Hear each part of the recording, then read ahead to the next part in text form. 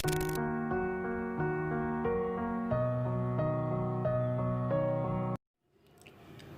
children, how are you all? I hope you all are fine and doing well.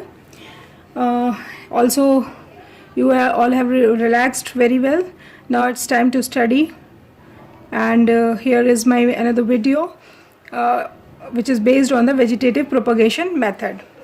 So here very common methods are there. We'll talk about the natural vegetative propagation methods of reproduction. So basically I have already told you what are the vegetative reproduction.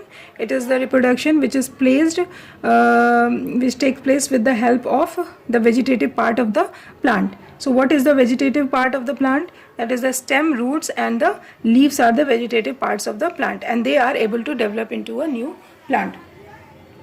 Now if we'll start from the potato, it's a tuber. Okay, this is a tuber and it's a swollen part.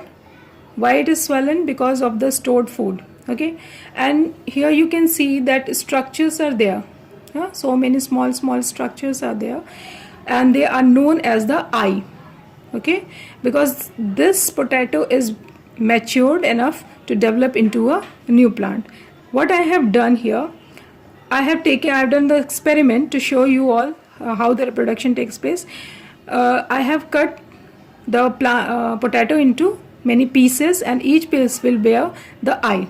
Okay, that you should note down, that each piece should have one eye. Okay, one or two eye, whatever. So what I have done, I have placed the cutting into the soil. Here you can see the soil. I have the potato I have put into the soil. Okay, and you can see here 15 days before I have put this into the soil, and slowly and gradually you will find that some nodes are there. You can see the nodes are grown up and it is having the leafy structure also. Okay, can you see this? The leafy structure. Okay, and in future it will develop into a new plant and it will start giving same way the potatoes will be there. Okay, this stored food they will utilize for developing the roots and the shoot. Okay, and as this one will get over, they will start doing photosynthesis by their own, and then they will produce the root the potato. Now next what I have taken, that is the bulb.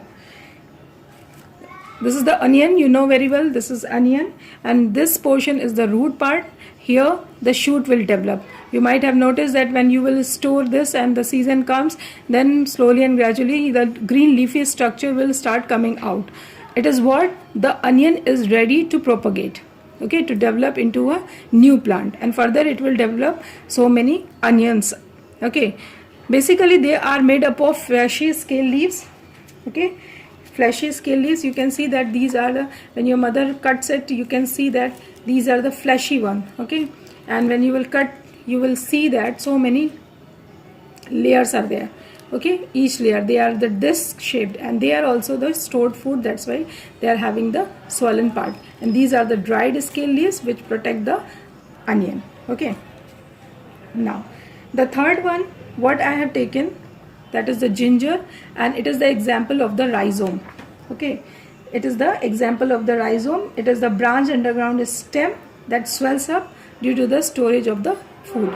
Okay, so storage of the food is there, and it bears bud. This also will bear bud. Okay, here it is not very clearly visible, but this rhizome will be able to develop into a new plant. Okay, they will grow into the aerial shoots. They will develop aerial shoots into it. Okay, and then this is in the same way the turmeric and the sugar cane also can grow through the rhizome. Okay, bamboo, banana, these all. Now the next one is the corm. Here is the corm. This is the lily plant. Okay, this is the corm. Okay, and they are stored inside the soil. Okay, and they are also swollen one, flattened and rounded bulb with the stored food.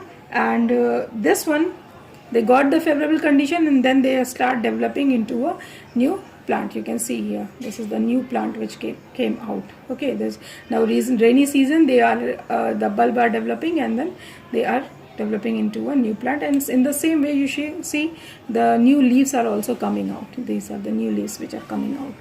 Now the next one is the propagation by the subaerial stems. Subaerial stems, that is here you can see the grass.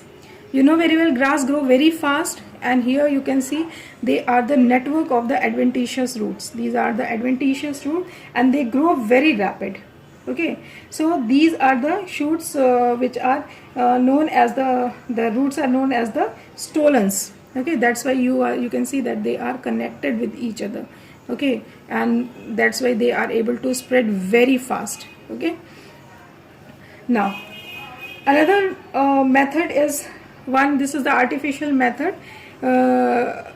vegetative propagation, stem cutting. Okay, this stem I have taken from the desert rose, okay, also known as adenium. Okay, and in the same way, rose plant, and nowadays rainy season is the best season for them. So rose plant and the bougainvillea and gudhal, these all can grow with the help of stem cutting. This stem will be cut into different pieces, and each node will be able to develop a new plant or the new leaf. Okay, new shoot will start growing, and the roots will also start developing from here, and then it will develop into a new plant. So giving rise to a new plant through the vegetative stem.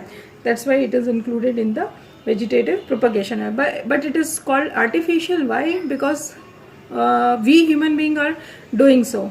Okay, according to our need, according to our wish, whatever the species we want, whatever kind of flowers we want, we are doing so. We are cutting and planting it. Similarly, grafting is also a kind of artificial vegetative propagation. What is done in the grafting? These pieces are cut, okay, but simply they are not placed. Stem cutting, simply they are placed inside. But here what is done, they are grafted, or they are attached with the another plant stem. Another plant means same species will be there, the plant will be different, either of good quality or like that. Or if you have taken gudhal flower, you will see some of the plant are having the two color flowers, blue and white, blue and red or pink. It is just because one branch is grafted over the another. Okay, so this is called the grafting. So this is about the vegetative propagation method, some of that. So this one, the forms just because of the bulb.